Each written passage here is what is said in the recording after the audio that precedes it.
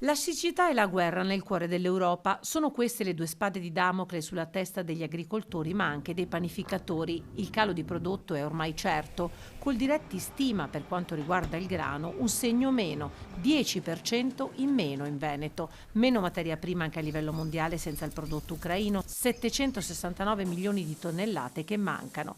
Tensioni e speculazioni fanno il resto, causando instabilità dei prezzi. Lo sanno bene i miscelatori, imprenditori che mischiano farine e sementi per chi fa il pane. Si è passati da 0,20 centesimi a 0,45 centesimi al chilo. Prezzi più che raddoppiati dunque in un anno.